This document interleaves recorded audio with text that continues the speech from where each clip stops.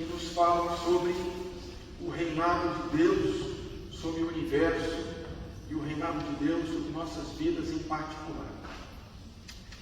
Vocês sabem que entre os cientistas, às vezes até entre médicos, há muitos ateus que acreditam que a ciência pode explicar tudo, né? E a fé cristã, ela não tem a ciência, e ela proclama com ousadia e segurança que Jesus Cristo é o Rei do universo. É uma afirmação bastante ousada para aqueles que se baseiam a sua vida, a sua crença apenas na ciência. Por exemplo, quando falam sobre a criação do universo, ele diz, não, o universo tem 14 bilhões de anos, né? A Bíblia fala que Deus fez o mundo em 6 dias, como é que isso se... E aí a fé cristã vai dizer, olha, o livro do Gênesis, ele nos traz, dentro de um gênero literário da Bíblia, uma mensagem de fé e de sabedoria. Ela não quer explicar como o universo foi criado cientificamente. Não existe, já dizia o Papa João Paulo II, oposição entre a fé e a razão. São como que duas asas que nos conduzem à verdade. Então, não há medo. A ciência diz que o mundo foi feito, criado, o universo, né, há 14 bilhões de anos, o mundo um pouco mais recente, o nosso mundo, a Terra. Mas aí vem a teologia, vai dizer, mas no início da criação do universo, ali estava Deus. Deus, então, ele é o Criador. Ele é o Criador do universo. E Deus também é o Redentor do universo. Por isso, a igreja o proclama Rei. E esse Rei que é Deus, ele é também pastor. E que coisa bonita, ele é um pastor que se preocupa, esse Deus tão grandioso, que a gente olha para o céu, as estrelas são numerosas, pontinhos brilhantes, mas nós sabemos que o universo é extenso, infinito, e assim como as estrelas do céu, Deus também é Criador, ele é também o nosso pastor. E ele se preocupa com cada uma das suas ovelhas, se preocupa com cada um de nós em particular. Diz a palavra de Deus que antes que o mundo foi criado, Deus já vislumbrava cada um de nós. Ele já nos amava antes mesmo da nossa criação. Você, meu irmão e minha irmã, já estava no pensamento de Deus antes que você fosse concebido. Então Deus ama a cada um de nós e deseja a nossa alegria.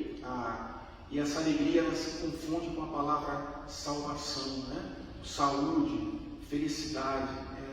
No latim, saúde e salvação têm a mesma raiz, então, salus. Nesse sentido, a primeira leitura nos apresenta Deus como pastor. Então, ele não é um pastor comum. O pastor ele já é zeloso pelas suas ovelhas. Agora, imagine o Deus que é Criador pastoreando a sua criação. Não é um empregado que está cuidando a pedido de um patrão das suas ovelhas. É aquele que é o dono das suas ovelhas, que as gerou e as formou, está cuidando de cada uma delas. Essa é a voz que a gente escuta do pastor, como que misteriosamente nos convidando à união com ele. Talvez seja esta voz que tenha trazido você, meu irmão e minha irmã, para que você esteja separado neste tempo da tua história para estar com Deus e na casa de Maria, em Medjugorje e em Fátima, para ouvir a voz do Senhor através da intercessão de Maria. Então, na primeira leitura, Deus fala, eu mesmo vou pastorear as minhas ovelhas. Quando a gente ouve essa palavra eu, a gente se lembra que Deus se revelou a Moisés no Antigo Testamento assim, dizendo, eu sou o que sou. Moisés, você conhece a história, ele é um hebreu que foi retirado das águas porque a sua mãe quis desconfiar ao cuidado da filha do faraó. Então, por isso ele foi chamado retirado das águas, foi formado, lá educado junto ao faraó. E quando ele já está adulto, ele se percebe do sofrimento do povo hebreu. E aí Moisés, ele vai e vê lá um hebreu sendo maltratado, e ele repreende o egípcio e acaba matando o egípcio. Ele foge, se esconde e passa 40 anos no deserto de Madian, até que num belo dia ele decide ir para além do deserto. Houve uma voz lhe chamando: sai um pouco do teu cotidiano, das tuas coisas, das tuas zonas de conforto, venha estar comigo. É a mesma voz que tem chamado a nós para estar aqui com Deus nessa peregrinação. E aí Deus se revela a Moisés num fogo que não se consome, é a sarça ardente. Ele diz assim: eu sou o que sou. E aí, no Novo Testamento, nós vamos ter também Jesus que se apresenta: eu sou o bom pastor, eu sou a porta, eu sou a ressurreição, eu sou o caminho, a verdade e a vida. Eu dou a minha vida pelas ovelhas. E aí Jesus se manifesta como Deus. Ele é ao mesmo tempo a palavra criadora, o Deus que cria, e ao mesmo tempo o Deus que salva, que redime uma humanidade que se afastou pelo pecado. Então ele nos ama de uma forma intensa. Ele é o Criador e é o Salvador. Por isso, ele é um pastor todo especial. E aqui na primeira leitura, ele fala que ele vai cuidar de cada uma das ovelhas em particular.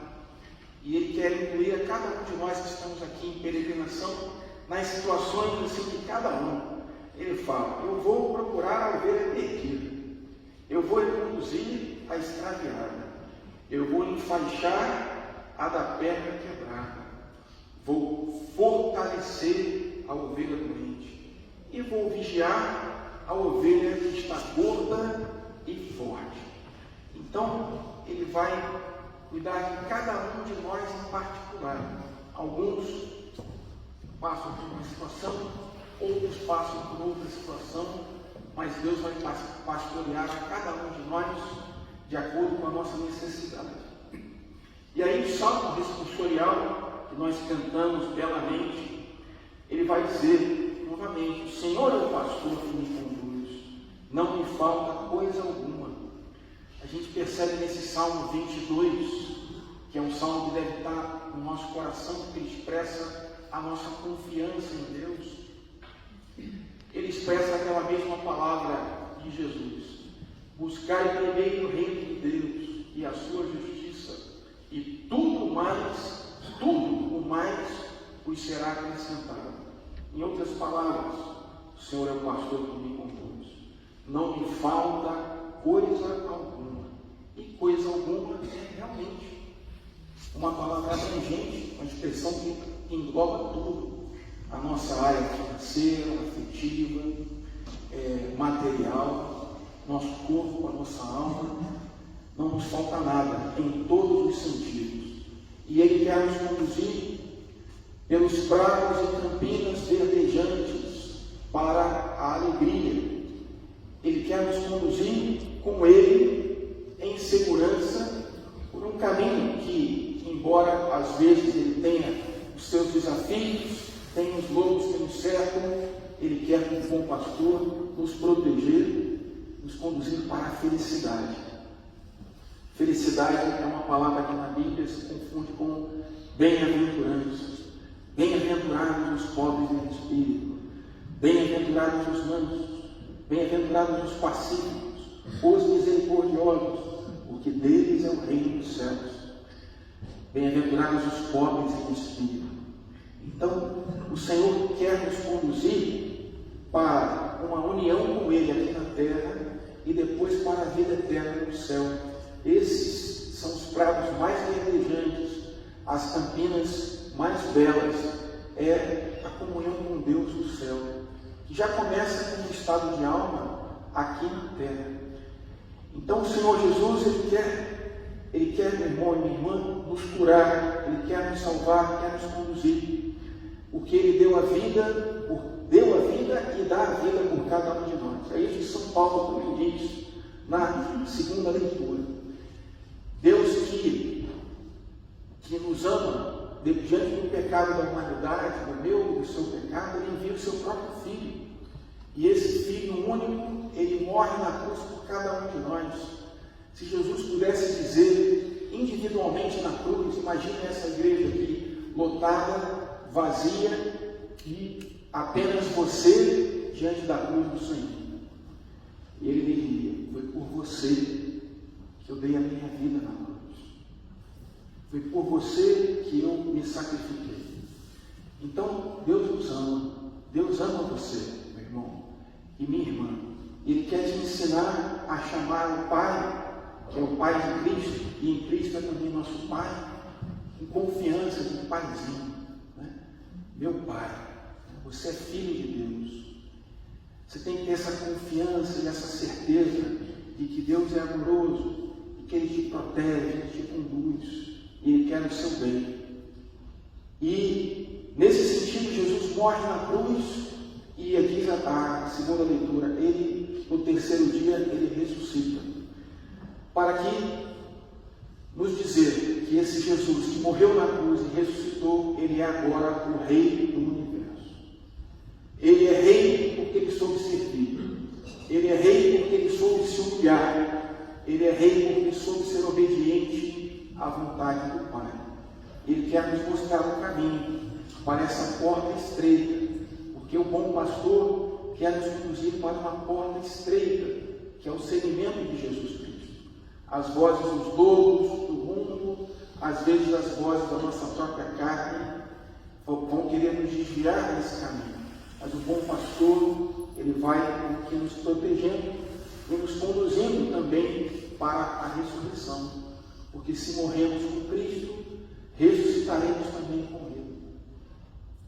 Vamos contemplar em Fátima, em Medjugorje, a mãe que nos visita do céu.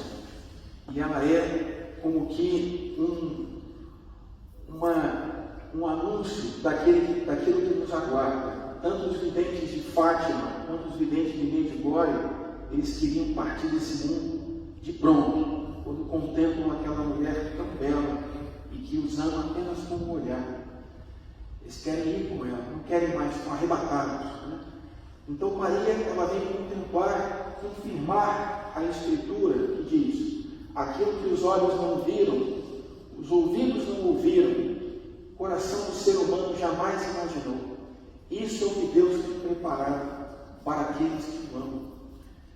Esse Jesus que morreu na cruz de nós, Ele espera, meu irmão e minha irmã, que você devolva esse amor. Diz São Francisco de Assis: o amor não é amado. Porque muitas vezes nós temos essa visão rasteira daqueles que creem em outras coisas e não em Cristo, e não percebemos que Ele deseja que nós o amemos de volta, como Ele nos ama. E é isso que vai dizer o Evangelho. O Evangelho vai nos falar sobre um Deus que é Rei, vai nos falar sobre Jesus Cristo já glorioso, que à direita do Pai, Ele vem julgar a cada um pelas suas boas obras. Ele vai saber dividir as ovelhas dos cabritos, os bons e os maus. Ele vai nos julgar de acordo com a nossa fé, mas não apenas uma fé que é proclamada com a boca, mas uma fé que é colocada em prática. E aí vem aquele ensinamento: não se pode amar a Deus a quem se vê, se nós não amamos o próximo a quem nós vemos. E é por isso que Jesus, nesse discurso escatológico, ou seja, sobre as coisas definitivas, Ele vai nos trazer a medida do seu julgamento. E aí Ele vai falar: eu estive com fome e me deste de comer. Você lembra numa passagem que Jesus fala assim: eu recompensarei aquele que der um copo de água para um dos meus discípulos. Agora Ele não fala sobre os discípulos, Ele se identifica a si mesmo com o pobre, com o necessitado. E é por isso que Ele fala: estive com fome e me deste de comer, com sede me deste de beber, era estrangeiro e me recebestes em casa, nu e me vestiste,